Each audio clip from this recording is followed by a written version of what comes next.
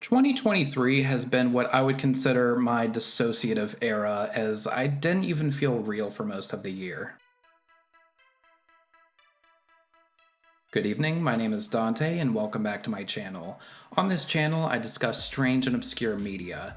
As you can tell tonight, my surroundings look a little bit different from the room that I normally record in. My poor cat Apollo is sick, and I wanted him to be near the humidifier. I knew that if I recorded in my room upstairs, he was going to be scratching at the door trying to get in. I figured it was going to be easier to just bite the bullet and record down here, so I apologize if the sound's a little bit off, but it's what we have to work with. If the title of this video weren't a dead giveaway, I decided that I would tell you all about some of my favorite albums this year. Something that you'll learn about me from this list is that there is a very particular niche that I especially enjoy listening to, that being dark, atmospheric sounding doom metal. It would be exhausting for me to rattle off about over 30 different doom albums that I was into this year, so for both of our sakes, I'll be listing off just my top 5. If you'd be interested in checking out the other albums that I listened to this year, I have a full list on rateyourmusic.com that I'll link in the description. So with that, here are my top 5 doom metal deep cuts of 2023. At number 5, we have Miracle of Death by Vanishing Kids. Vanishing Kids are a band from Wisconsin who have been around since 2000, led by vocalist keyboardist Nikki Drohomirecki and guitarist Jason Hartman. Though I haven't had a chance to give their previous albums a proper listen, what I've read is that their work primarily leaned towards psychedelic rock.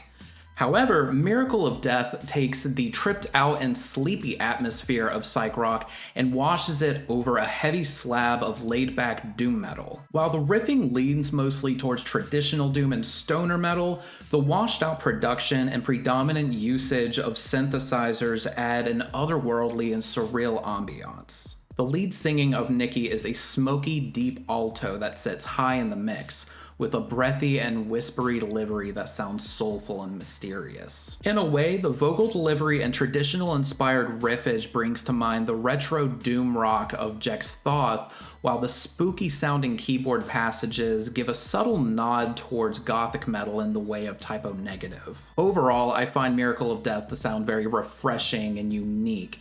It's a more chill sounding album that bridges the gap between traditional and atmospheric nuances of metal. At number 4, we have The Unfailing Rope by Sunrot. Sunrot are a band from New Jersey, and the 2 times that I've seen them play live, they blew me away. Their overall style is a nasty form of sludge metal that packs a punch in its lumbering riffs and furious vocals. Lex's throat-ripping screams detail stories of violence, depression, gender dysphoria, as well as various societal issues.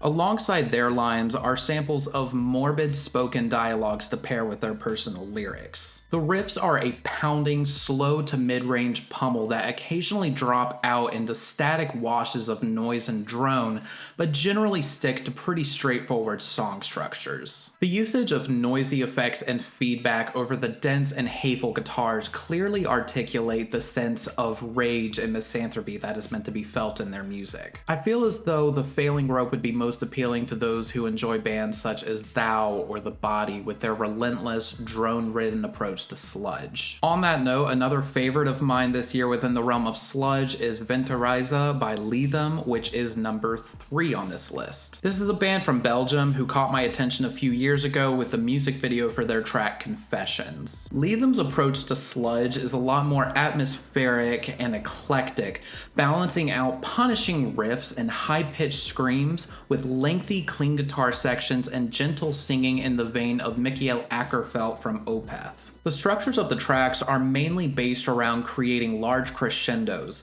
starting off quietly and gradually building up to climactic waves of tremolo-picked leads and abrasive rhythm sections. I particularly appreciate the songwriting on this album.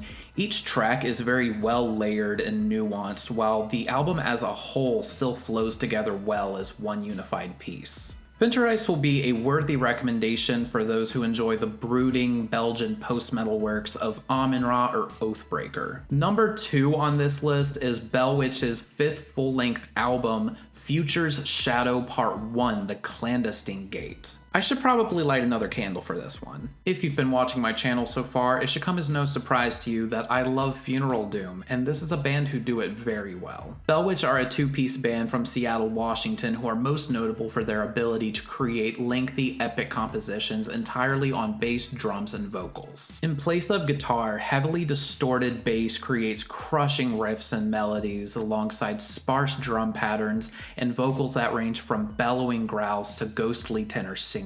The duo are also known for having supremely long tracks.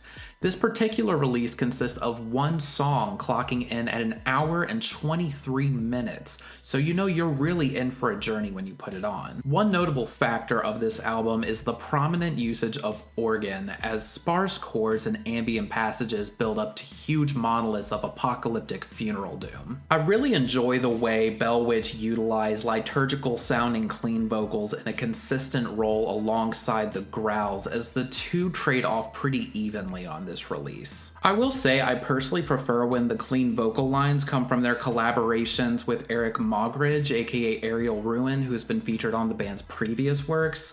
However, I still enjoy how it was done here as well. If you're already familiar with Bell Witch's work, this won't necessarily be the most groundbreaking release, and you'll probably know what to expect going into it, but I still find it to be a very strong album regardless. Now, for my favorite album of 2023.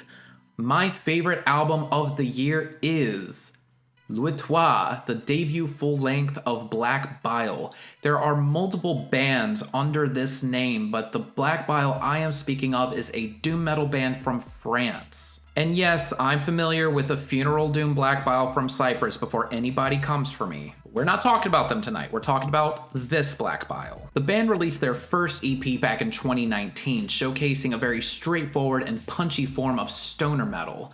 L'Etoile, however, is significantly darker and bleaker. Stylistically, this is a very intense and depressive doom album that leans into atmospheric sludge and post-metal, not too far off from Lethem, who I spoke about earlier. The riffs are thick and lumbering and will switch up from slow trudges to full-on blast beats and black metal-inspired aggression from time to time. Spliced in between the heavier segments are ethereal clean guitar passages that sound dreamy and haunting. The vocals balance out between clean and harsh. Singer Romain Ripnel has a chilly alto range that reminds me a bit of Chelsea Wolfe, singing in chant-like laments and shoegazy harmonies that switch to raspy screams and growls. I am truly a sucker for good clean singing over bleak apocalyptic doom metal, and this album hits that nail on the head. All of the riffs kick ass, the clean guitar sections sound super eerie,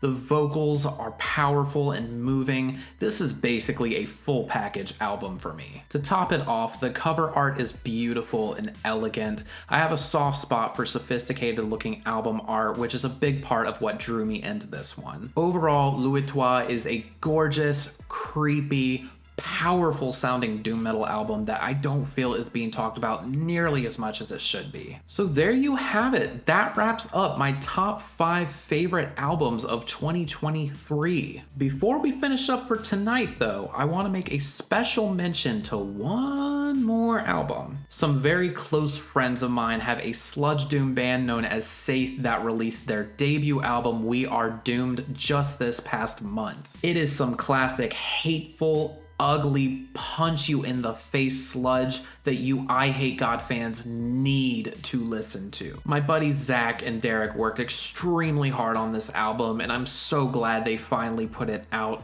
I've linked it both off to the side and below. It is very much worth a listen. On that note, that wraps everything up for tonight. If you would be interested in checking out the albums that I discussed in this video, I have linked them all in the description below. If you liked this video, please like, comment, and subscribe. You can also support me by following me on Instagram, TikTok, and Reddit. I always enjoy receiving your messages and appreciate any feedback you have for me. Until next time though, thank you so much for watching. I hope you have a lovely rest of your evening and a happy new year.